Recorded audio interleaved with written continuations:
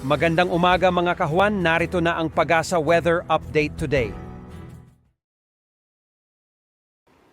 Naging isanggat na nga po na low pressure or na tropical depression ang low pressure area dito po sa may silangan ng Batanes. Ito po ay may local name na Hulyan o yung pang-10 bagyo for 2024 at pang-6 for the month of September and possibly huli na po ito. Huling namataan ang bagyong Hulyan, 525 kilometers silangan ng Batanes as of 4 in the morning. Taglay ang maximum sustained winds na 55 kilometers per hour at may gustiness hanggang 70 kilometers per hour. At kumikilos actually ito pababa po south-southwest sa bilis na 15 kilometers per hour. Bukod kay bagyong Hulyan, meron pa tayong minomonitor ng mga weather disturbances sa labas ng ating area of responsibility. Low pressure area sa may silangan po ng Luzon, malapit sa ating Philippine boundary, at isa pa higit 2,600 kilometers po na tropical depression dun po sa may parteng Guam, but none of them ay papasok ng ating Philippine area of responsibility at makakaapekto sa alimampanig ng ating bansa. Base po sa latest track ng Pag-asa, inaasahang mananatili pa rin sa loob ng PAR sa may North Philippine Sea itong si Tropical Depression Hulyan sa susunod pa na at least 5 araw. So ibig sabihin po simula po ngayon hanggang sa Sunday, kikilos patimog itong nasabing bagyong Hulyan at maaaring nasa around 300 to 400 kilometers silangan ng Cagayan Valley. Pagsapit naman ng Sunday hanggang sa Wednesday ay kikilos na pahilaga itong nasabing bagyo habang nasa may silangan pa rin ng Cagayan Valley, that's around 300 kilometers away. At base pa rin sa ating pinakahuling track, posible pa rin lumakas ito as a tropical depression for today. Possible within the next 24 hours, lumakas pa as a tropical storm at hindi rin natin inaalis yung chance na lalakas pa ito as a typhoon pagsapit po ng Monday or Tuesday. Base rin sa ating pinakahuling track, mataas pa po yung ating cone of probability. Mataas pa yung chance na mababago pa po itong track nitong nasabing bagyo. Subalit ang certain po tayo, mananatili pa rin ito sa ating PAR for the next 5 days nga at makakaapekto sa malaking bahagi po ng Northern Luzon.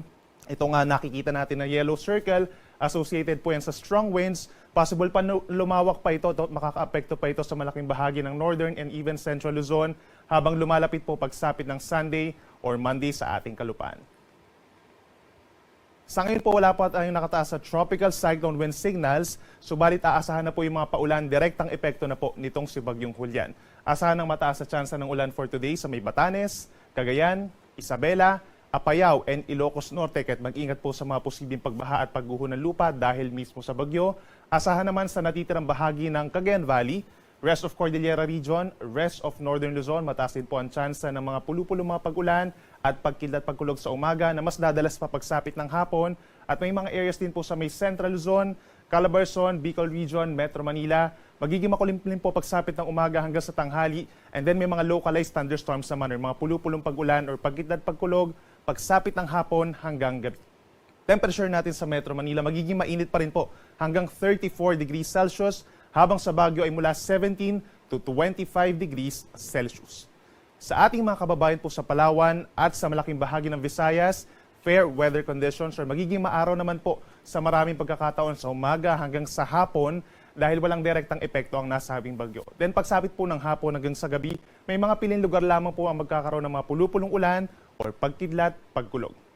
At dahil dyan, asahan po ang mainit na temperatura sa malaking bahagi ng Visayas hanggang 32 degrees Celsius sa maraming lugar. Then pagsapit po sa Mindanao, asahan din ang bahagyang maulap at minsang maaraw na umaga, pero pagsapit ng tanghali, kumukulimlim na ang panahon sa malaking bahagi nito at sa hapon hanggang sa gabi. Asahan puli ang mga pulu-pulong mga pag-ulan at mga pagkidlat pagkulog na nagtatagal po usually ng 2 hanggang 3 oras. Temperature naman natin dito sa may Zamboanga City, posibleng umabot sa 34 degrees Celsius at sa Davao naman hanggang 33 degrees Celsius. Asahan pa rin natin ang matataas sa tsansa ng mga heavy rains over the weekend or hanggang early next week na po sa malaking bahagi ng Northern and Central Luzon. Epekto yan itong si Tropical Depression Hulyan. At yung ating tsansa na mag-enhance pa ito ng Southwest Monsoon ay mababa na lamang po dahil patapos na yung ating Southwest Monsoon or rainy season sa ating bansa. Pagsapit bukas, September 28, meron tayong possible na moderate to heavy rains over Batanes, Cagayan, and Ilocos Norte. Then pagsapit po ng Sunday, habang lumalapit sa ating kalupaan itong si bagyong Hulyan, posibleng heavy to intense rains or hanggang 200 millimeters na dami ng ulan over Batanes and Babuyan Islands. Then moderate to heavy rains pa rin mananatili over mainland Cagayan, Apayao, and Ilocos Norte. Then pagsapit po ng weekend, ilang bahagi pa rin ng Central Luzon at natitirang bahagi ng Cagayan Valley, Cordillera Region, and Ilocos Region, makaranas din po ng kalat-kalat na ulan and thunderstorms. Epekto rin po nitong si Tropical Depression Julian. At ang Metro Manila at mga kalapit na lugar sa Calabarzon and some areas in Bicol Region, possible din po late Sunday hanggang sa Monday magkaroon din ng kalat-kalat na ulan and thunderstorms. Kaya lagi po tayo magantabay sa ating mga updates. Kaya naman, paalala sa ating mga kababayan dito sa Northern Luzon, mag-ingat pa rin po sa mga posibleng pagbaha sa mga low-lying areas, yung mga malapit po sa ilog, lalo na sa may Cagayan Valley, at yung pagguho ng lupa in the coming days po, mataas din ang tsansa over areas of Caraballo Mountains and Cordillera Administrative Region. Lagi makipag-coordinate sa yung mga local disaster risk reduction and management offices. At para naman po sa severe winds or mga pabugso ng hangin, hindi kasama dito yung mga areas po na nasa Northern Luzon na possible na magtaas ng tropical cyclone wind signal number 1 and number 2. Pero over the next 2 days, possible din po yung mga pabugso ng hangin in other areas of Visayas and Luzon.